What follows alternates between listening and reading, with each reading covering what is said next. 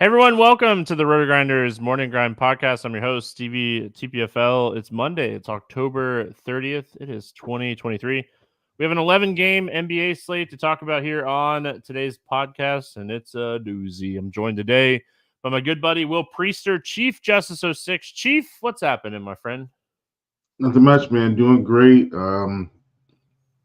Super busy day for me today. So I know we're recording a little bit later than usual, but so thanks everyone, and you especially for the flexibility. And it's that time, man. It's NBA, and it is here. Yeah, NBA, back on the NBA grind. Same with baseball and basketball for me. I always take the weekends off when it comes to NBA and so this Monday's podcast, Sunday night's podcast is always getting back in the groove for me. So if I had missed anything over the weekend, I'm sorry ahead of time. What's up, chat? Hope everyone's having a fantastic Sunday night, enjoying the Chargers absolutely crushing the Bears. I know there were some people talking in chat about hitting could be Travis. He said he hit 100K on the afternoon slate from Brock Purdy. So congratulations to him. That's awesome. That's really cool. Yeah, 100K is that's a prize pool that who it doesn't matter who you are. That's going to make you that's pumped the up. one. So, yeah, That's the one you want every time. Like outside of live finals, the 100K bank is like the feather in the cap. yeah. I mean, that is awesome. Brock Purdy pushed me across the cash line. I had really close lineups and just missing like 2 or 3 pieces like on every team. So I was very happy just to profit, but no 100K for me. Really good NASCAR day. Man, I'm just finishing the season as strong as I started the season for I NASCAR. And if missed it. I've been so busy, like I couldn't even be in there. And you then I saw on Twitter you were like, "Oh, 10x." I was like, "Of I 2 days in a row. I hit Xfinity yesterday and today for prize picks. Had two course." 10Xs. Um so you'll play next week and I'll probably go one for 5 or something. So I won't play um next week, actually. no you won't. I oh man. Oh gosh. Anyway, all right, let's get into this slate. We got a big one, 11 games, a lot of teams on back-to-backs, 9 teams on back-to-backs for this slate. So again, as always, we're a first look podcast. You know, there's going to be a lot of stuff that changes throughout the day. Use us as a first look because that's what we are. Travis says, I wish Stevie had a super chat. I don't know what that is. I am the only reason I do YouTube is because I got asked to do it, and I like to do what people ask, man. I like people want to hang out with us while we're recording. We're just recording anyway. Who cares? So, love that people hang out with us in the YouTube chat. So I have no idea what that is, Travis. But maybe we'll look into it. No idea what it is. All right, moving on. We got Boston at Washington, 228.5 total here. Boston is a 10-point favorite. Shamit's out for Washington. Gafford is questionable. Let's get started here with the Boston side of this game. Huge favorites on the road going into Washington. What's up with that? Listen, I so Boston is an interesting team because I feel like every night it could be someone different. Now, I will say Tatum seemingly hasn't lost anything in his offense, Stevie. So for him, like he's taking 22 shots in back-to-back games. The fantasy production is mostly there. It seems like he's still the guy. Jaylen Brown is where this thing may get a little fishy. Where I mean, he took 22 against Miami. It's just I don't know. Porzingis, he's 8,300. He's had some nice games as well, but he's definitely not going to take as many shots as the other guys. Uh, Drew had a nice night the other night. I feel like Boston's all over the place, and they're going to be tournament only plays for me, like from here going out. Yeah, I mean, the highest point per minute producer right now is Porzingis at 1.3 fantasy points per minute. So I think he has the biggest upside if this game were to stay close. I think Porzingis has the biggest upside when you're considering price. I mean, that's the thing, right? You got to consider price. I mean, Tatum has the highest ceiling most nights for Boston. When he's getting 40 minutes, he's a guy that's going to get 20 plus shots up, and he has the highest ceiling most nights. So, I mean, also, like, I think the guy that we should potentially be looking at here, we talked about him on the podcast the other night, Derek White. He has a solid role right now with this team, and his price has come up a little bit, but they let him just shoot against Miami the other night. He had a huge game. He played 36 minutes. He shot 15 times. His usage off the bench is really nice right now. So I don't want to necessarily say it's like chasing, but I think Derek White has enough upside at this price to be relevant on a 11 game slate. But overall, I don't have a ton of interest in Boston outside of like a game stack. Like, okay, let's go to the Washington side. Let's talk Kuzma. Let's talk Jordan Poole. If they're able to keep this game close, that's where I think I'd have more interest in like a Boston side. Just like taking some shots on Kuzma, who's producing really well. Tyus Jones at 6,300, who has a really nice usage rate and averaging 1.18 fantasy points per minute through the first couple games this season. So, like, I think that's where I'd get my exposure to Boston is by just kind of saying, hey, high total, Washington keeps this game close, and Boston players benefit. Yeah, for sure. I think Kuzma, man, especially on DraftKings, as long as he's in this price range, like he's an auto play for me at these levels. Like this is a guy that's going to take 20 shots a game mostly, unless he's just in foul trouble or something else is going on. We saw, I think he was 7K opening night, and he came back in at 7K the next night, Stevie. Put up 44, the next start, put up 44 points. And that's kind of where I think he's going to land most nights, high 30s, low 40s in this offense, because it's, in a sense, it's him and Jordan Poole. I do still like Denny Avdia as long as the minutes are going to be there. Like he only played 21 against Indiana, but that was because of a blowout. But then you saw against Memphis, he played 27 minutes. If we're going to get, and I think that's what we're going to see from him in tighter games. So I don't mind Denny Avdia as well. You've already mentioned Tyus Jones, who's also going to be picking up, a version of starters minutes. I think he's played around 30 minutes both games. I think high 20s, but that's still really good for him.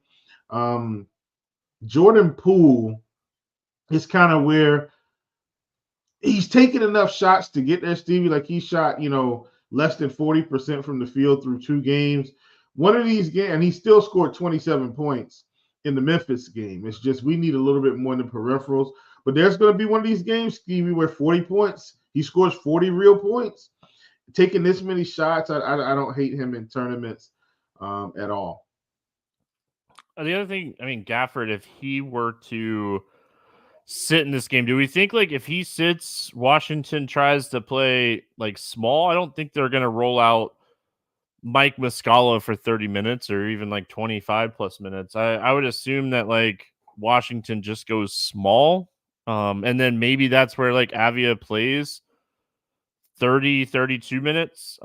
He gets more of a minute bump if Gafford sits. So I think you got to watch that news for him as well.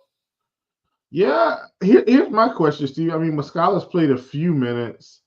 Do you think if they go small, you think they roll Gallinari out there? Like they could. Yeah, he's the other guy. Done that before. Where he's played this weird 4-5 hybrid for teams to play small. If that were to happen, I think I'd have a little interest in him at 3,800. All right, moving on. Chicago at Indiana taking on the Pacers. 226 total in this game. Pacers a 3-point favorite. As far as we know, injury report is clean for both teams here. Let's go to Chicago first. Zach LaVine has been dealing with like this little bit of a back like spasms. Shot 33 times the other night and played 37 minutes against Detroit. I'm not too concerned. Yeah, I was going to say I'm not too concerned about the back spasms for him right now, but let's talk about the Bulls. We have usage kind of spread outside of like, we know DeRozan, Levine, they're going to get their usage. They're at 28 and 34%. DeRozan's at 28 and Levine's at 34%. But then after that, it's really spread out. Vucevic really hasn't had like a great start to the season. He gets a nice matchup here going up against the Pacers. Maybe this is a spot he can get going. I mean, they're all kind of priced in the same range. I mean, they're all kind of favorable. What are your thoughts? Yeah, I mean, Vucevic 7,200. I don't mind it. DeRozan 75, Levine 76. I still think my guy would be DeRozan here. If I had to choose one out of the three, I feel like I go DeRozan. But all in all, like considering their prices, they're all fairly equal. I don't hate Kobe White. Like, we've seen him, Steve. He played 31 minutes to first start, 40 minutes the second start against Toronto, and then 28 minutes against Detroit, and what was a slightly different type of matchup. But I mean, if Kobe White's going to be getting 30 plus minutes here in this type spot, I definitely want to play him. We've got Caruso, playing some minutes as well. I don't hate him. He's not playing as many as Kobe White, so I'm not thrilled about it, but as thrilled about playing him as Kobe White. But I still think, he's in play. I think Kobe White's cheap enough. You could definitely take some shots. He definitely was the guy that, had the worst correlation with Levine the other night. Like Levine, just with him shooting so much, like Kobe White only had 4 shot attempts. It was all Zach LaVine. I think Kobe White gets back on track here, and I think that's a great call on taking some shots on him. Let's go over to the Indiana Pacers side of this game. Gosh, like, what you're getting out of Halliburton, right? You're getting, triple-double upside every single night. It feels like he's someone that can easily get 15 assists, 25-point type games. So I think he's always like a stud to have at least a mention. Miles Turner, I think, is priced appropriately. Mathurin has a little bit of upside at 5,500, but we saw the other night against Cleveland, they're okay with like quickly getting him out. Obi Toppin's minutes aren't anything like we kind of expected them to be, which has been, somewhat disappointing. But the guy that I want to bring up here is Aaron Nesmith. He is at 4,900. The minutes are somewhat nice, and I mean, he's coming off of a really big game against Cleveland. He got the spark off the bench for them. What are your thoughts here on the Pacers? So my first thought, Stevie, about the Pacers is maybe Obi Toppin is just not as good as we think. And I'm saying that because when he was with the Knicks, he was in this weird level of minutes, and now he's in Indiana, and I think we thought he was going to play high 20s minutes, and he's been high teens, not even breaking 20 or around 20 both games. And then, like you talked about, we've got Nesmith here, who's coming. He's playing big minutes, and he's a guy that played at a school close to where I'm from in high school, and he was a really good player in high school. And so I don't mind him at 4,100. I think my primary target from Indiana, outside of the big guys, it's either Bruce Brown or it's Benedict Mathurin here. Like we saw him, the first game out, 34 fantasy points. Against Cleveland, much tougher matchup. Obviously, didn't have the same type of production, but I think this is a guy that can definitely get rolling. And then the thing about Bruce Brown is I think you're playing him for his relative upside to all of those peripherals. Like he's 5,300, and he's probably got his minutes are more stable than any of the other 5K guys. So I don't hate him for some of the defensive stats, rebounds, and assists. The other one last name I want to mention for the Pacers, and it's Andrew Nembhard. He is someone on that second team unit that can go out and rack up 10 assists and then 10 points. So double upside at 4,500. So just one more name I want to throw out there before we move on to Brooklyn at Charlotte. 228.5 total here. Brooklyn, a 1.5 point favorite. Claxton and Cam Johnson out for Brooklyn. Bridges and Martin out for Charlotte. Let's start with Brooklyn. Claxton being out, definitely some minutes, and now we're adding Cam Johnson. So, a bigger wing type of player and Claxton out here for this team. We talked about it the other night when, they were playing Dallas, and I was like, man, Ben Simmons has triple-double upside. He's 2 assists away, Will. Like, this is a guy that is going to be flirting with triple-double, especially when you're taking out rebounders like Claxton. So I think this is a really interesting team for this slate.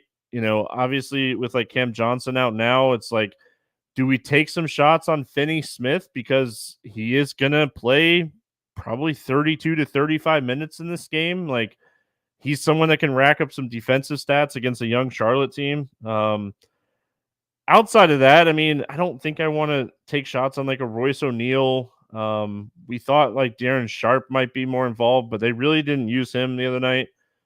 I don't want to go there. So I really think like Bridges, Simmons, maybe some Dinwiddie, but my favorite play from Brooklyn might actually be like Finney Smith.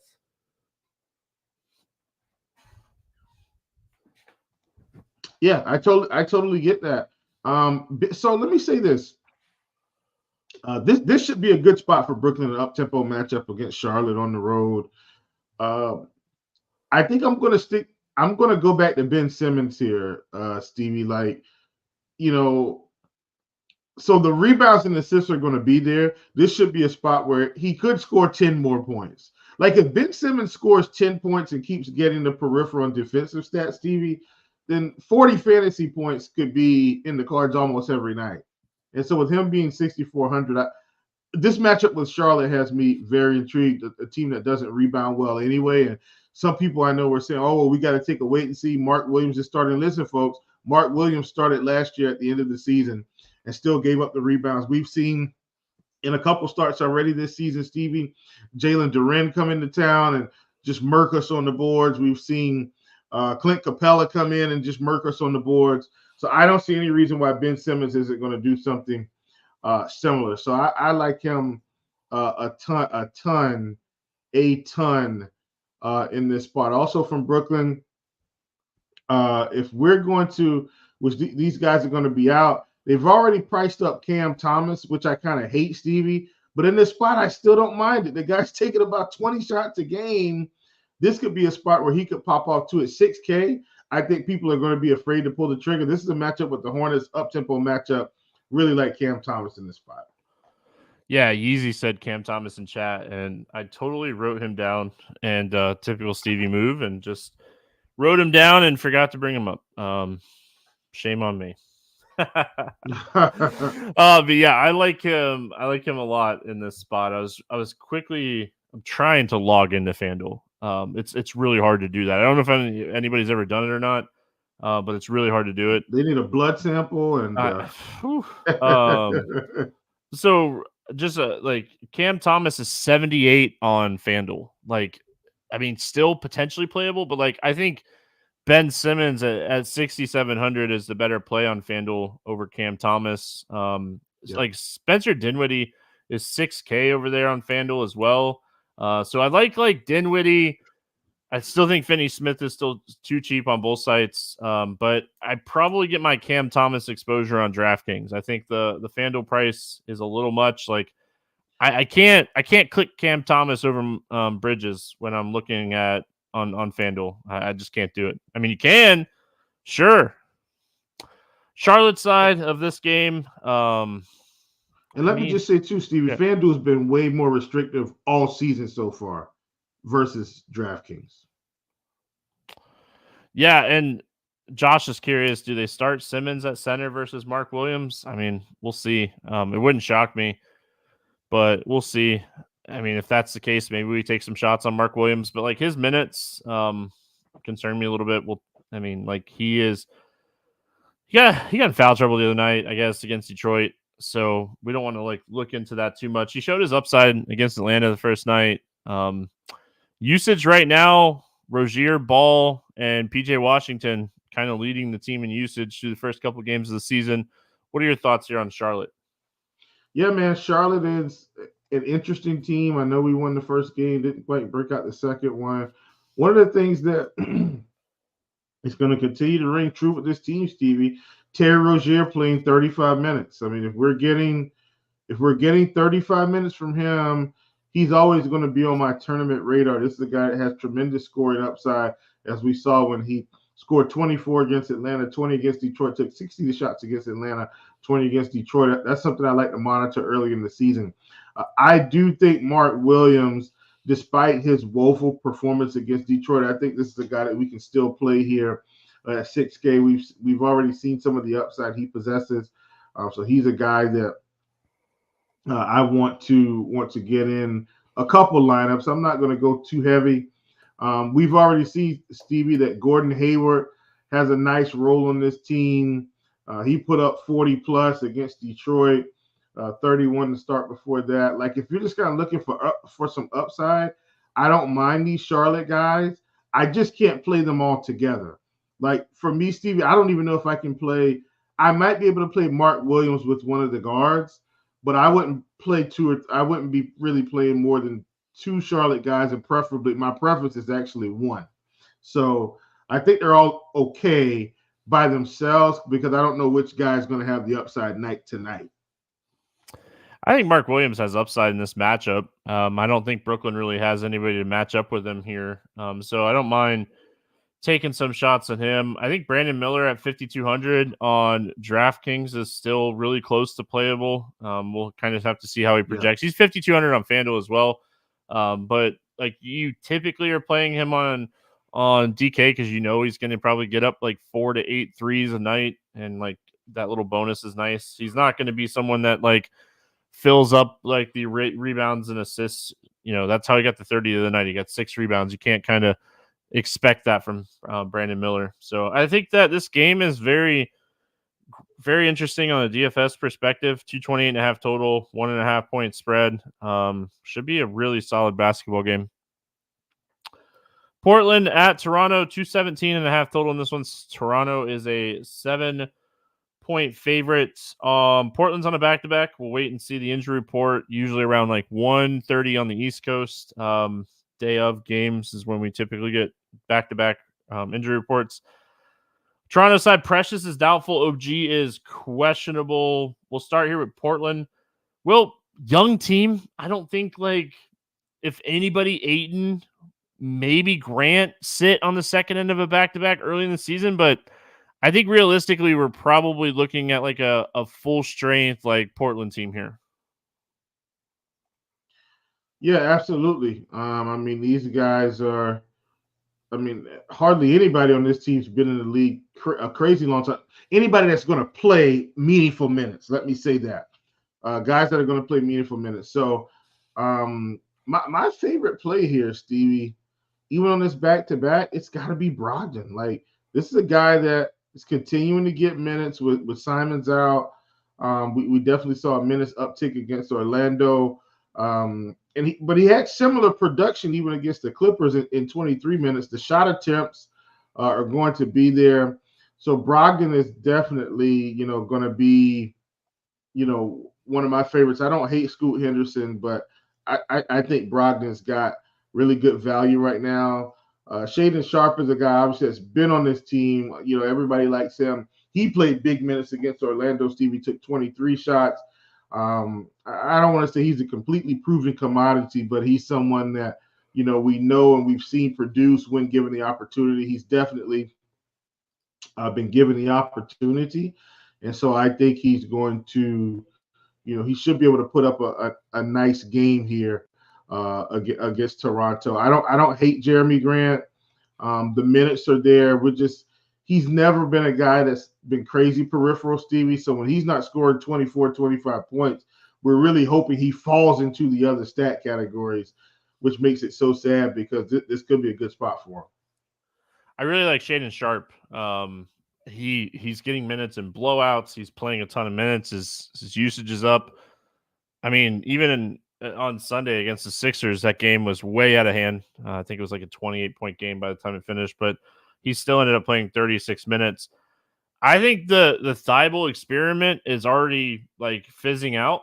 I don't know if he got hurt or not in that game. Again, I take Sundays off for NBA. He only played 11 minutes. If Thibault like quietly gets like put to the bench here and like Sharp starts, I like Sharp a lot for large field tournament stuff. The other one I wanted to mention here is Tumani Kamara.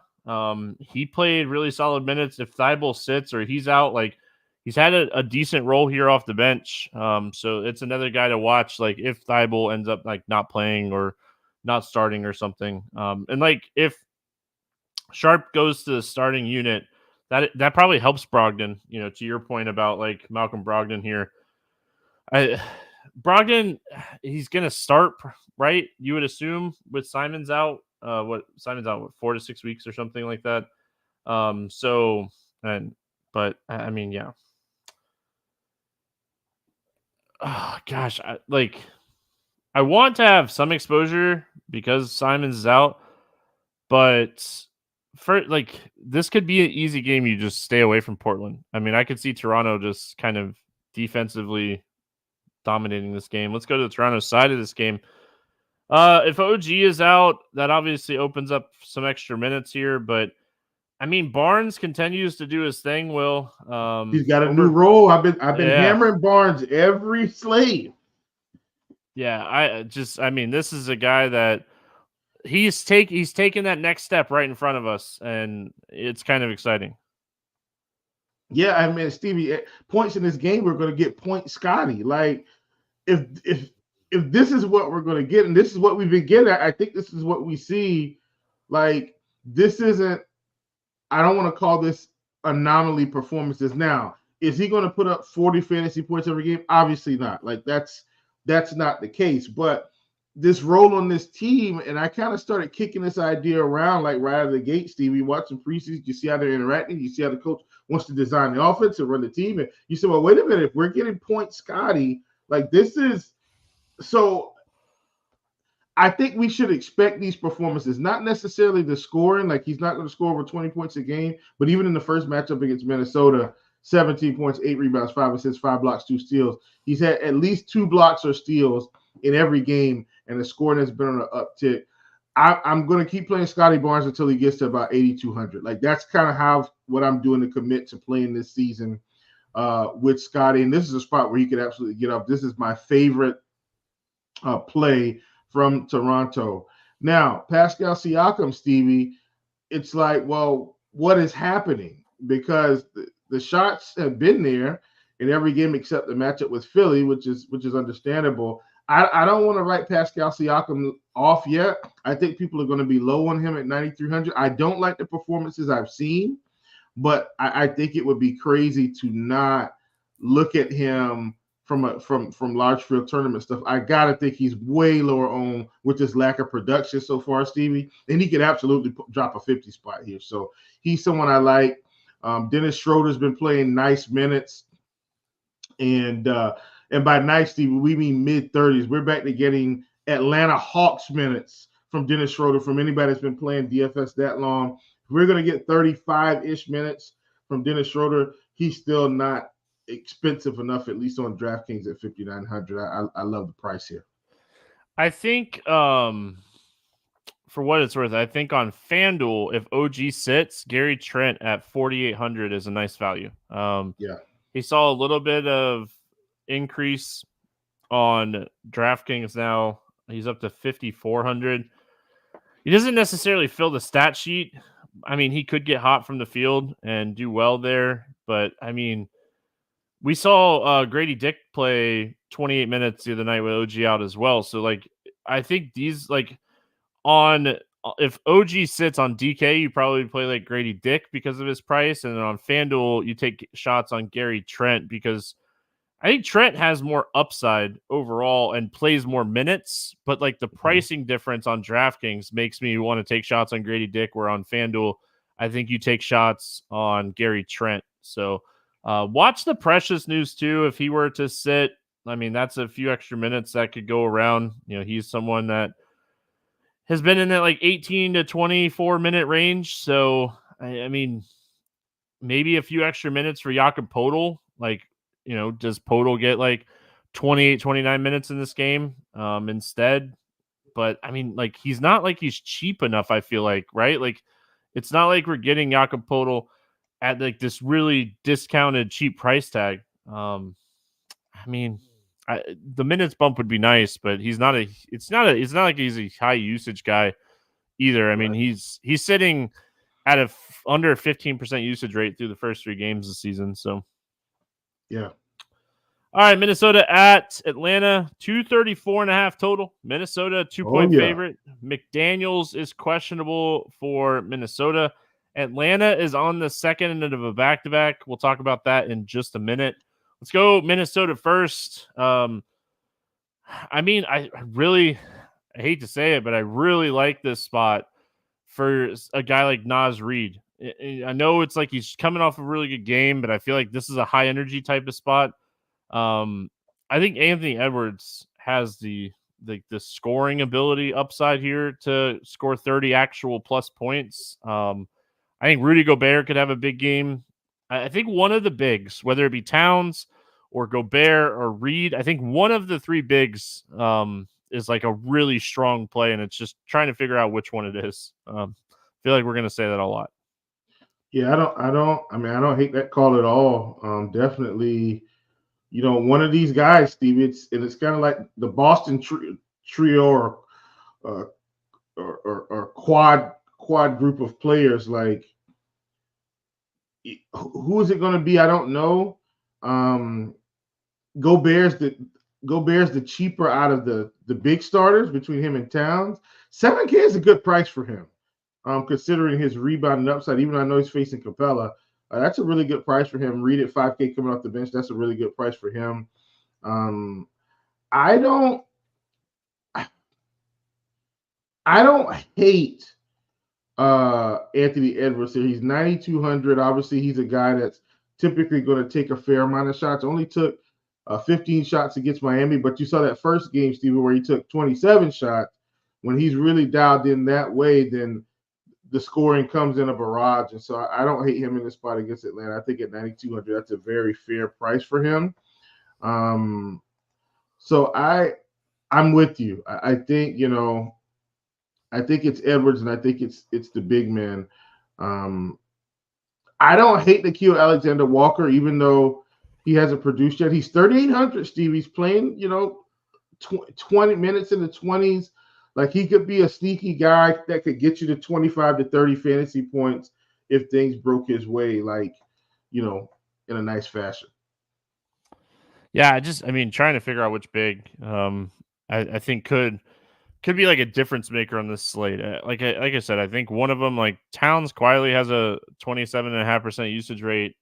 He's like just needs an efficient game. Like, he shot 25 times against Toronto on opening night. So like this is a game that Karl-Anthony Towns could just explode with. But I mean, Anthony Edwards is definitely eating into like Cat's production for sure. Like, but I mean, how can you stop Anthony Edwards from shooting? So good. Atlanta, back-to-back for Atlanta. Will, this is like a half back-to-back. They kind of blew out Milwaukee. They did.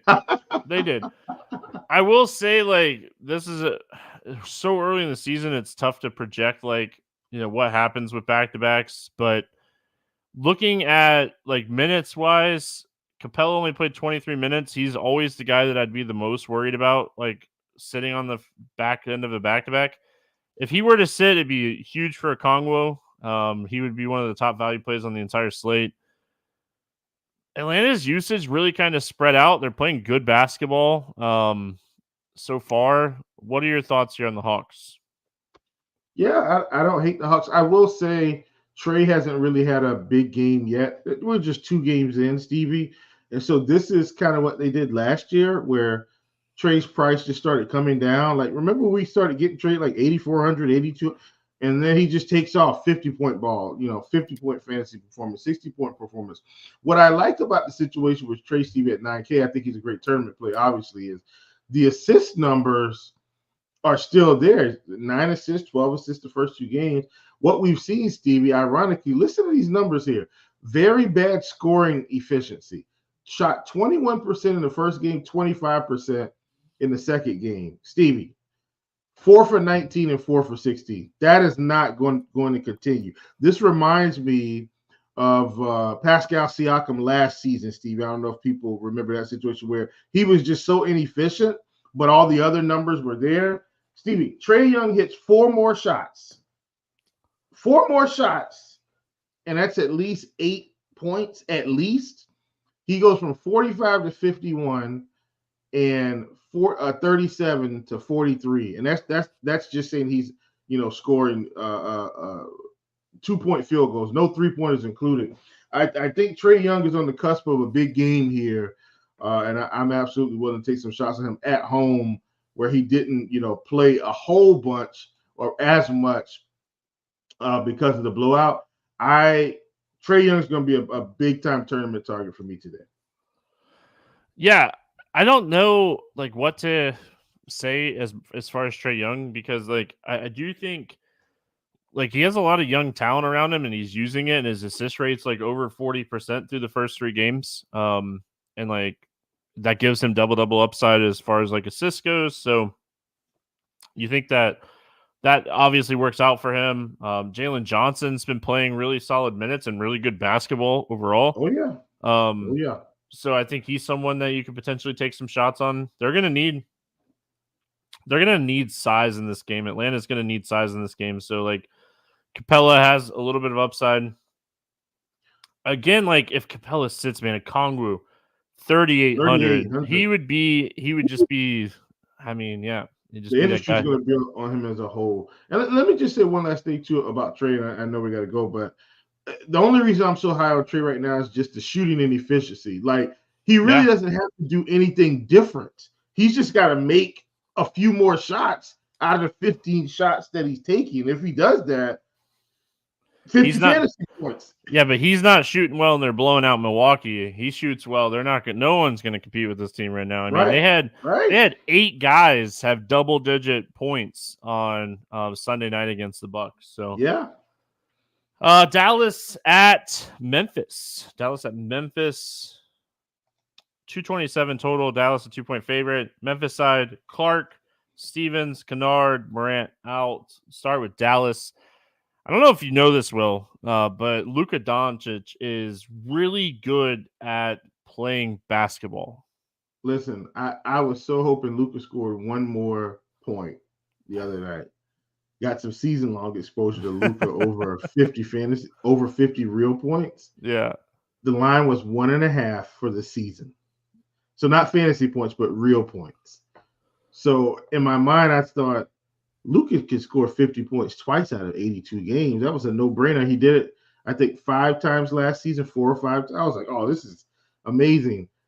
And Stevie, I thought we were about to go ahead and get it right out of the gate. We did not. So here's to hoping he gets it at some point, or those 2 games at some point. 12K, he's right now, Stevie, he is the upside star on any slate. Probably him and Jokic, I would say. In terms of consistency, let me say that in terms of consistency, Anthony Davis is going to have games where he pops. KD's going to have games where he pops. We still got to figure out the situation with Giannis, but in terms of consistency right now, I think Doncic and Jokic are there, and Doncic is definitely worthy to be played on this slate against Memphis. Let me ask you a question. What do we make of Kyrie Irving? I don't know if I can play Kyrie at this price. I don't think he has enough upside with him and Luka playing. Luka almost has to sit for me to play him at this price.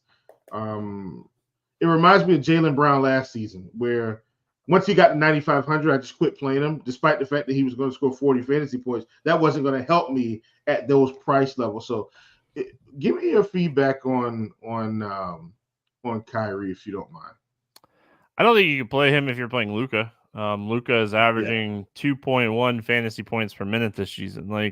If Luka has a bad game, I feel like Kyrie is just waiting. I mean, Kyrie is just playing this role-playing type of role. I mean, they're 2-0. They're off to a really solid start to start the season, and maybe Kyrie has found home. And Kyrie is a really good basketball player. So you you hope that he's found a place that he wants to be and that wants him. And I mean, that's what you're kind of hoping for. So I feel like the way you get exposure to Kyrie is like you're not playing Luka. So maybe like don't play Luka and play like a Kyrie Grant Williams stack or something along those lines. So really impressed by like the minutes that Grant Williams has been getting. I mean, his production's not there, but he's third in the team as far as minutes played at 64 minutes through the first 2 games. So he's not going to get a ton of usage. Especially like the usage is just getting eaten up here by Kyrie and Luka on the Dallas side of the ball. We saw, Derek Lively have a fantastic first game and showed us he's a rookie in the second game. So you got to be careful. You got to be careful with this, front court. I think like Grant Williams also played 17 minutes, by the way. Yeah. And like, it's not like he was in foul trouble or anything either. Yeah. And like he started, so like, did that hurt his upside a little bit? So I feel like for me on Dallas, it's Luka, and if you're not taking shots on Luka, it's Kyrie, Grant Williams, or maybe like a Tim Hardaway Jr. type of play. That's how I would approach this Dallas team. It's Luka, period. And then looking at secondary options, if you don't want to play Luka, his usage is almost 38%. Like he eats up so much usage that like it's so hard for anybody else on this roster to get there. I mean, Kyrie is really good, and I mean it's not like Kyrie's playing bad. It's just a fantasy. Like Kyrie scored 22 points in game 1, 17 in game 2, 6 assists, 7 rebounds. Like it's just it's wild. Yeah. Memphis side, I know like Memphis the other night, Desmond Bane kind of disappointed. Was it against Denver, right? He's still going to be like the guy that you're taking the most shots on, I feel like, on the Memphis side of the ball right now. Like his usage is just almost 32%. He's the guy that you're looking for. Jaren Jackson Jr., Triple J, if he keeps playing these minutes, he's going to have these like 50 fantasy point games. My problem with Triple J right now is like the price is just right on Triple J. Like he's 8,600 on FanDuel, he's 8,200 on DraftKings. Like I like to pay up to be contrarian, but it's really hard for me to take shots on him at that price. Again, I've been mentioning Derrick Rose. I feel like every time we've had Memphis, just we're patiently waiting for the minutes to go up. The usage is there. Like, I mean, just look at the usage for Derrick Rose. It's 29% off the bench. Like, that's the type of usage we're looking for at a $3,500 player. If you get that 24-minute game, like he just smashes because of how much his usage is. But like he's also the first guy off the court when there's a blowout. Yeah, but Steve, he played 22 minutes in the Denver game, and we saw he played the back-to-back. Yeah, he played the back-to-back. That was really good to see.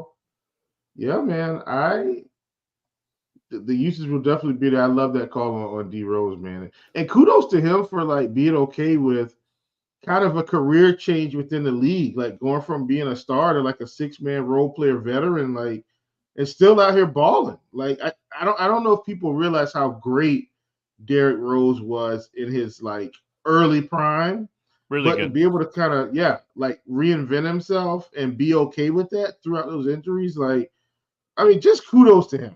Kudos. Travis says in chat, Triple J just picked up his first foul.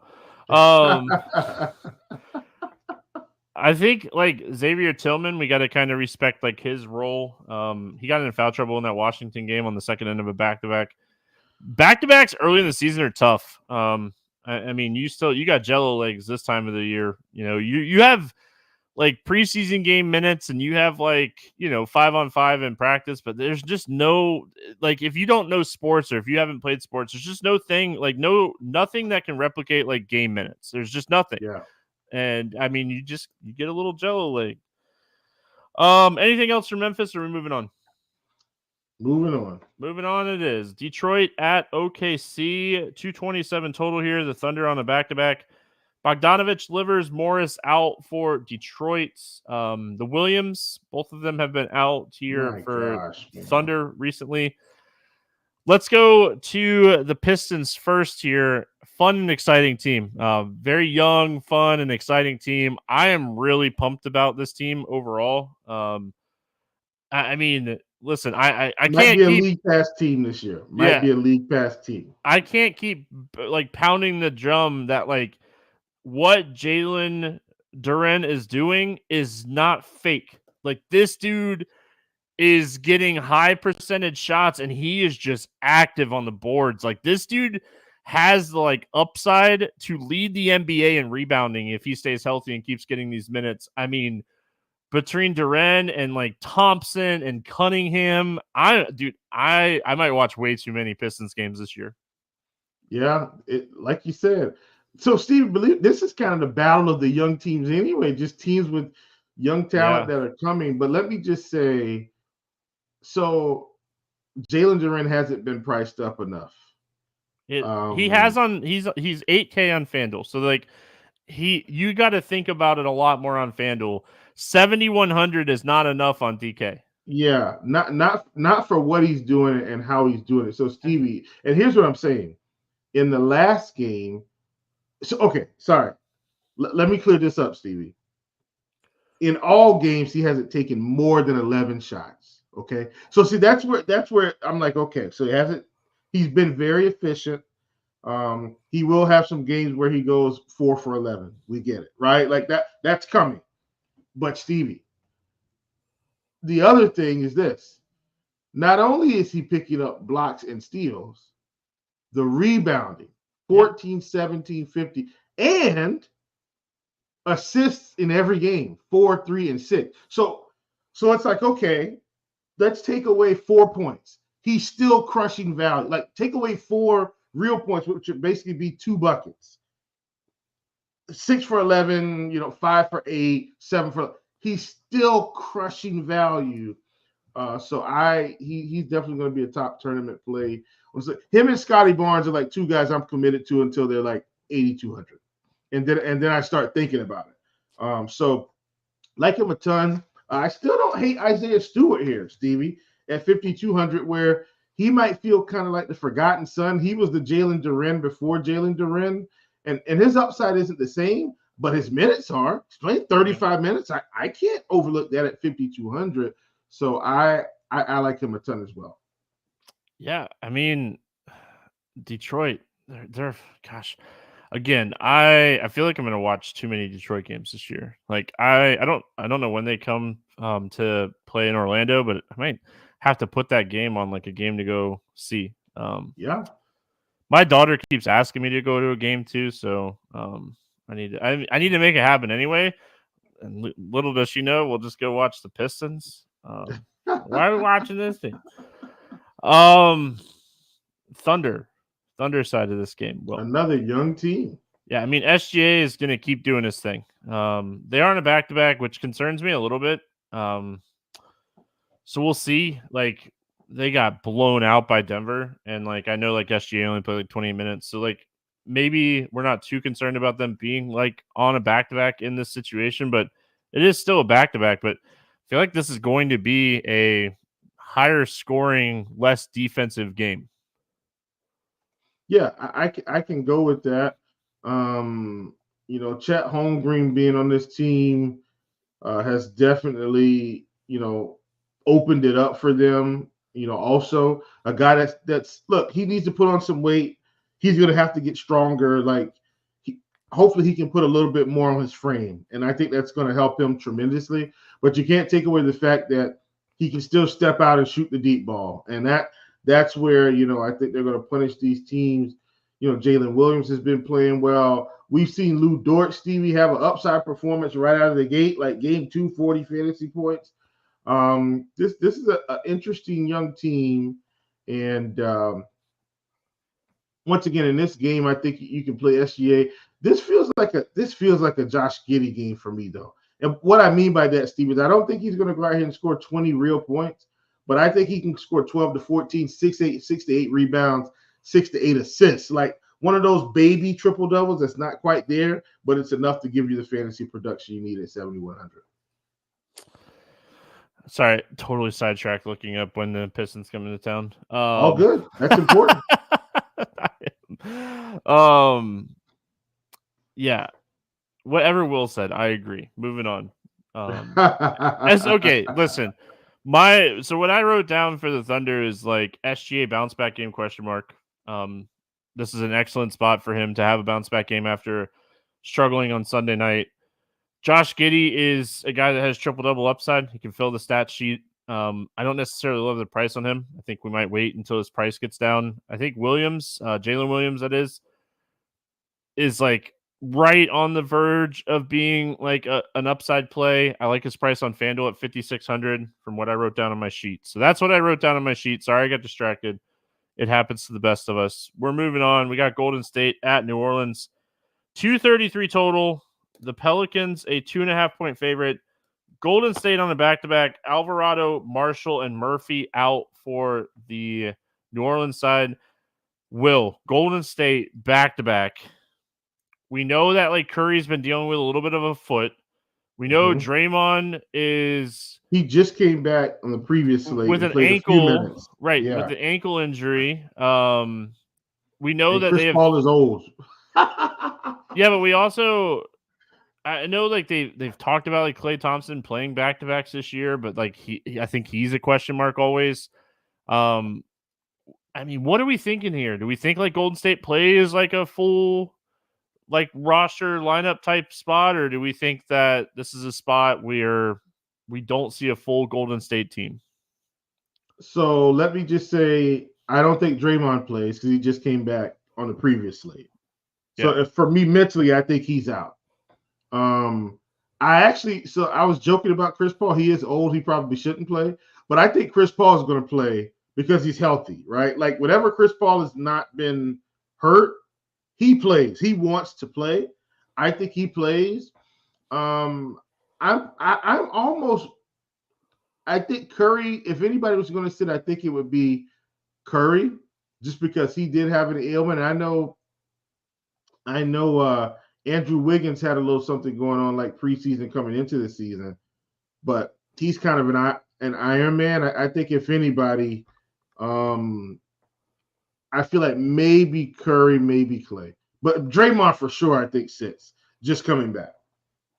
Pistons come to Orlando right around my birthday. Look at that. Treat for you. I know. Couldn't plan that better. And it's a Sunday game. Oh, that's gonna happen. All right. So Draymond played 21 minutes in his return. Paul came off the bench, played 27 minutes. I honestly like it's so I don't want to sound like I try not to do this, but like Golden State for me is gonna all depend on like the injury report. Like if Chris Paul slides back into the starting lineup, he's a little bit interesting, but he's priced up now. So like if Draymond sits and Chris Paul starts, I think Moses Moody is really interesting at his price point. He's 4,500. So I think we're going to wait to see what the injury report looks like for this team today, because I think this game, like pace-wise, potential-wise, has a ton of pace and potential. So New Orleans side of this one, I mean, there are a little bit of injuries here, but nothing that it seems to matter too much. Let's go to the Pelican side. We're waiting for like Zion to have that game. He looks really good. We'll see if he can stay healthy. I think that's huge for the Pelicans if he can stay healthy. Brandon Ingram, I think his price is too much with McCollum and Zion out there. I feel like McCollum needs to have that like lights out shooting game.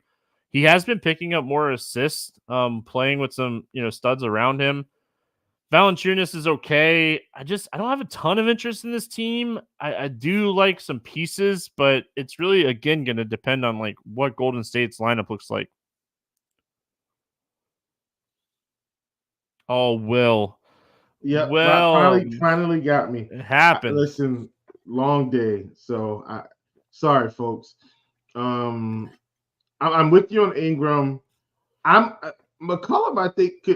I think McCollum's price is fair, right? Like, I think you can play him no matter what, understanding that it's high floor, slightly low ceiling. Like, I feel like his ceiling might be 45 right now, which would be good at that price. Don't get me wrong, but you get what I'm saying, Steve. I don't think he's got 50-point ceiling until one of these guys sits. And then other than that, I feel like his ceiling is capped. Same thing for Ingram, of course. Zion, Mr. Williamson, is the one guy that probably doesn't have a cap ceiling with these guys, but his minute ceiling is capped right now, I think. And so, and as it should be, if Zion can play 28 to 30 minutes a game right now, Stevie, and that helps him finish the season, then the team needs to absolutely do that so he can be ready to go in the playoffs. Agreed. But what that will do is we're going to need the price to come down for DFS. Like get me down to 8K, and it starts to get real interesting. So that's where I am there. Other than that, I don't really want to play anyone else from this team. What's funny, chat said they had your over-under at half of mute. And the over, like right when you said that you retired and had a long day, like everyone should have crushed the over. I haven't muted and got myself willed. I'm running on 2 hours of sleep, so we'll let this one slide. But the next one, we're gonna have to talk to your boss. I'm just kidding. Oh, just kidding. I'm kidding. All right, moving on. We got Miami at Milwaukee. 223.5 total here. Milwaukee, a 5.5 point favorite. They are on a back-to-back.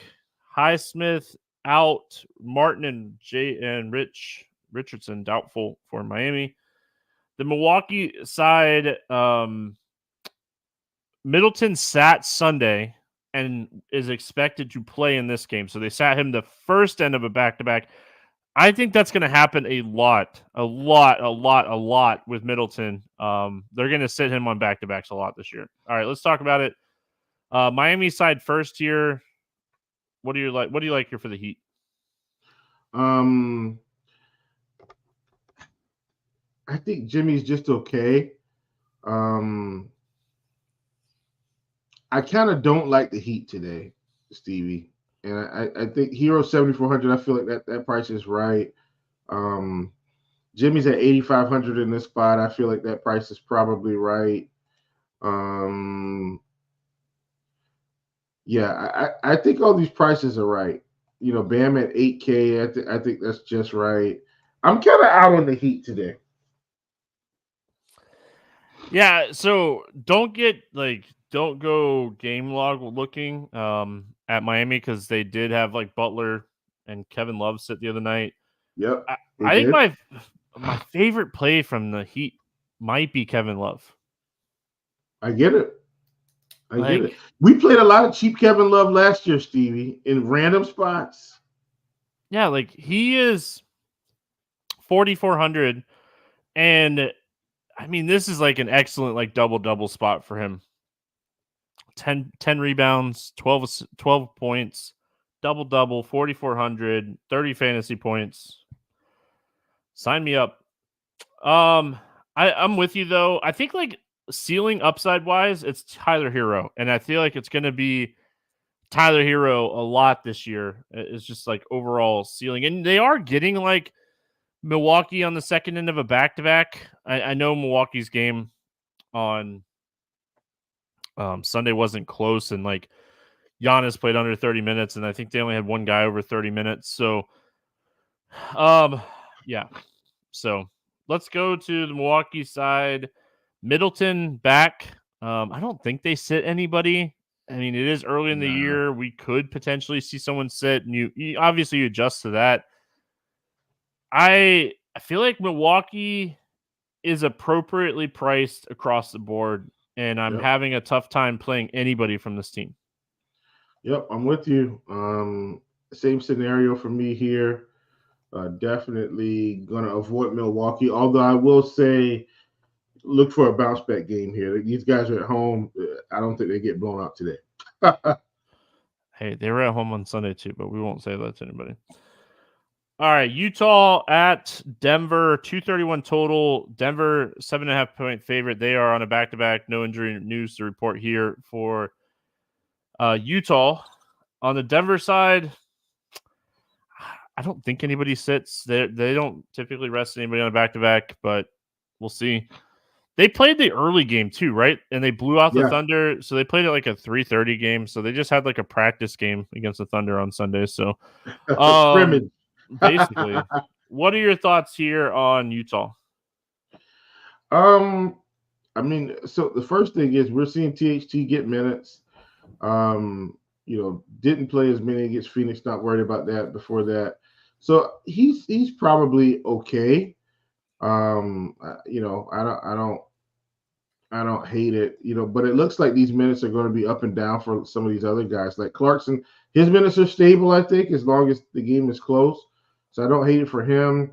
I really wish Walker Kessler would get 30 minutes, Stevie, but they seem to be okay with just fusing him and Kelly Olynyk into this weird role. And so it's just awful because we're not getting the upside.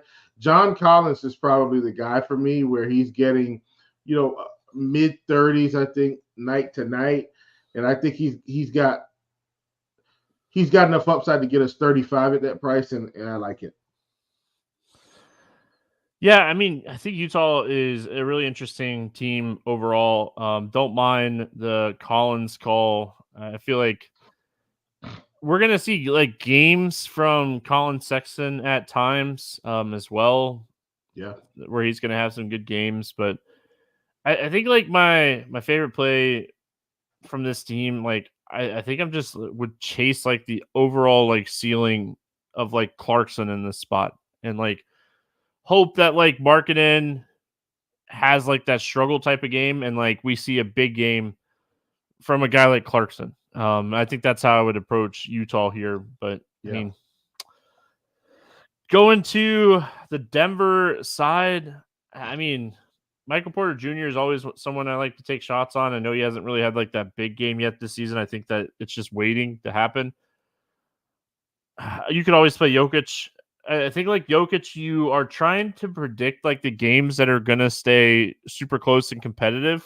I don't know if I'd necessarily put this game in that category, but this is going to be one of the highest scoring games on the slate. This game is going to feature a lot of scoring just in general. What are your thoughts here on the Denver side? Yeah, I don't hate Jokic. I mean, he's 11-8. The altitude shouldn't affect Utah as much as it affects other people. So I'm just because of where they're located as well. So I think they should be okay. And I'm bringing that up because I feel like as long as they can hit some shots this game, it should keep them slightly competitive. So I don't hate that. I know Christian Braun is picking up minutes, Stevie. I wish it was 25. It's more in the 20 range. So I'm not thrilled about playing him at that price. All in all, it's just the main guys for me. I almost don't feel like we have to play this game. This game feels like a weird one to me because I don't like any cheap pieces really from Denver, even though our good friend KCP is playing big time starters minutes. I will say too, we always talk about like how the Denver back-to-back is the hardest back-to-back in the NBA, and they did play in OKC on Sunday. So like it is technically a back-to-back going into Denver, and that it's the hardest back-to-back in the NBA. Yeah. With the altitude and everything. It's just... All right, finish it out with my Magic in LA taking on the Lakers. They're on a back-to-back. I think this is where we potentially get the most news on the slate. And I could be wrong, but we'll see. 221.5 total. Lakers a 4-point favorite. Orlando, good to go. No injury report here. We know on the Lakers side that Vanderbilt, it sounds like at least another 2 weeks before he's going to be back. And we'll talk about the Lakers being on a back-to-back here in a minute. Orlando Magic, very young team. I mean, it's a rebuilding team that has a lot of young talent. The usage is very, very spread out. What are your thoughts here on the Orlando Magic? Yeah, I think, like you said, young team. I'm gonna keep playing Cole Anthony at these cheap prices though until it catches up. Like his usage off the bench has been nice. Taking a lot of shots so far, so I like him a ton. I don't I don't hate Paulo Banchero, but at 7,900, I mean, it's probably a little bit expensive for what we may see from him with this team being full strength. Wendell Carter at 5,900, even though the minutes haven't been there, still feels a little cheap to me, Stevie. Like, this is a guy that we know can put up 35, 40 in limited time. So at 4,300, excuse me, not 4,300, 5,900, I like him. I like him a ton. The Magic have already shown that they have no problem closing with Cole Anthony over Fultz. Yeah. Like, So he's been playing well too. yeah, So far. his usage off the bench is phenomenal because so the second unit for the Orlando Magic right now is Mo Wagner, Jonathan Isaac, Gary Harris, and Joe Ingles. Dude, the scorer has to be Cole Anthony right now off the bench.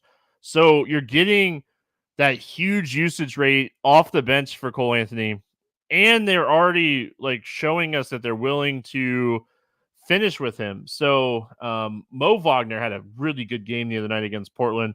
I don't think that's something we should expect on a nightly basis. I think that Wendell Carter Jr. gets the run most nights, but they couldn't take him out of the game. He was just playing. They were just playing so well in that game. So really interesting to kind of follow the usage for the Magic throughout the season. But I think right now Cole Anthony and Franz Wagner would be my two favorite plays from the Magic. Yeah. So let's talk about the Lakers. Will, early in the season, are we expecting Anthony Davis and LeBron to play on a back-to-back? Is my first question. If they were to sit, the slate just goes bonkers here. Like Christian Wood would be one of my favorite plays on the slate. Reeves would be one of my favorite plays on the slate. If they play, I have some slight interest here in Anthony Davis. I think it's a good spot for him overall. I don't mind, potentially taking some shots on a guy like Reeves or Russell, but I really want to see like these guys sit for me to have a ton of interest here. Yeah, absolutely. I don't think Anthony Davis is going to sit, and I actually don't think LeBron is going to sit, but I feel like he's most likely to sit considering, man, his elder statesmanship, not just on this team, but in the league, and just miles on the body in general. But I definitely think Anthony Davis plays here, and I think he's a great player. Anthony Davis has been another guy, Stevie, that I've been targeting, right out of the gate, just in terms of what I feel like his upside is in these types of matchups. And while Denver, we didn't really see it, the one positive I took away from that game, while everybody was saying he didn't score any points in the second half, I said, well, he scored 17 in the first half, though. So, like, if you just look at that positively, like, and then the next game he goes out 30, 12, 2. So I like Anthony Davis. I think this is a really good spot for him. LeBron. Really quick, Will, I don't want to interrupt you, but they did go on Sunday night. They went into overtime against the Kings. Anthony Davis played 42 minutes. LeBron played 39 minutes. Russell played 41 minutes, and Prince played 41 minutes. Like, LeBron could sit. I think they could sit LeBron, Davis, and maybe Prince here. Like, Taurean Prince isn't no spring chicken either. He's younger than some of these guys, though. Yeah, yeah. I don't know. I look at this spot and all I can think is like, we're not going to get this news early enough. Here's what I think. People. Here's what I think. Maybe they don't sit them, but maybe LeBron. This is okay. Let me say this, Stevie. LeBron is certainly going to play. If he plays, just start hammering unders. Let me tell you why. LeBron will certainly play 26 to 28 minutes in this game. He will not go over 30 minutes, I don't think, if he suits up. If not him playing those big minutes the night prior. And yes, the organization is still all about winning, Stevie. Don't get me wrong. It's too early in the season, though. Right. After coming off of a 39-minute game, I don't see LeBron going past 30 minutes in this spot. I think 28. He might top out at 26 if we're not careful. I will be on LeBron unders tomorrow for what it's worth. Yeah, I mean, I like that call. Get him as soon as they're up, and you hope that he plays. Yeah, that's what I'm saying. Please. I mean, listen, this is one of those scenarios you're just going to have to kind of pay attention to. I really think the guy that benefits the most and who benefited the most last year was Austin Reeves. And I think that he could potentially be a really, really strong play depending on news. And like, this is a standalone, like 10:30 game. The Denver game's at 9:00. So pay attention to the news throughout the day here. Watch that injury report when we get it around 1:30. All right, Will, let's play the morning grind game, and then we will get out of here. My mouse has 1% battery left, and it's holding on for us here. So, hey, if it dies, I'm just not going to be able to end the stream. So everybody's just going to have to hang out with us. But hey, are you subscribed? If you haven't already subscribed, we hit 800 subscribers. Thank you. We're trying to get to 1,000 before the end of the year. We are getting into November. I know it's a long shot, but hey, we appreciate it. If you enjoy the content and you appreciate it being free 5 days a week, help me out. Go over to the RotoGrinders Morning Grind YouTube page, hit the subscribe button. All right, Morning Grind game, DraftKings pricing, favorite play under 5K to 7X. Who do you got? We got some options here today, Stevie.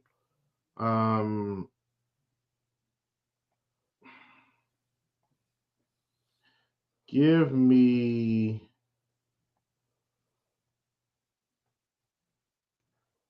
we might end up on the same guy, and that's okay. I don't think we are. Give me Colin Sexton against Denver. You didn't take my guy. I had already written down my guy. I got Finney Smith. Just love the spot for Finney Smith today.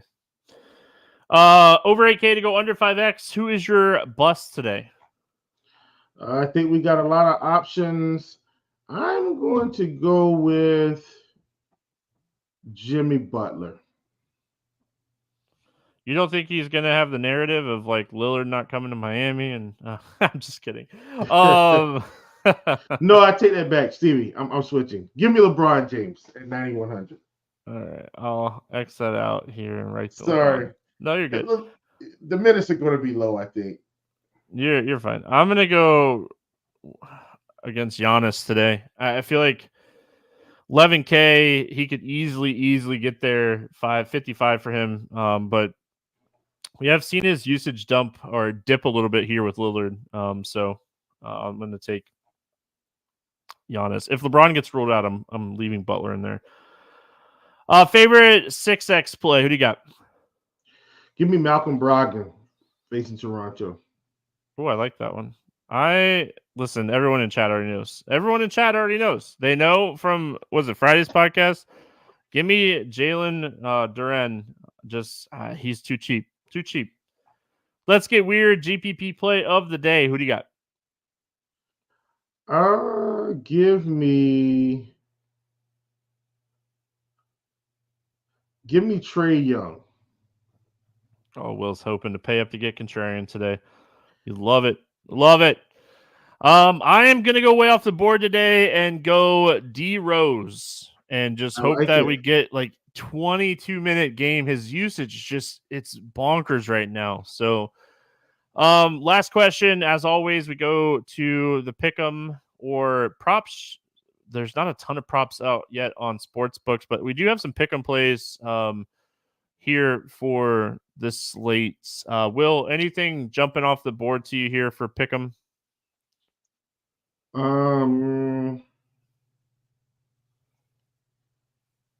Give me. Oh yeah, give me DeMar DeRozan more than 20.5 points. That's too low. Facing Indiana, this team hasn't been good to start the season, but that's too low. All right, more than 20.5. We'll make it a 2 for 2. I'm going to go Jalen Duren over 27.5 points and rebounds. You can get this on sportsbooks, and you can get it on Prize Picks for more than 27.5 points and rebounds. I think he's going to keep smashing, and I just feel like he right now is like that undervalued like early play of the year. We'll see how it kind of continues to play out, but I just think that he has the upside. So that's going to wrap it up here for Monday's episode. It is actually Monday on the East Coast now. Hope everyone has a fantastic Monday. We'll be back tomorrow talking hoops. Good luck, everyone. We'll see you then.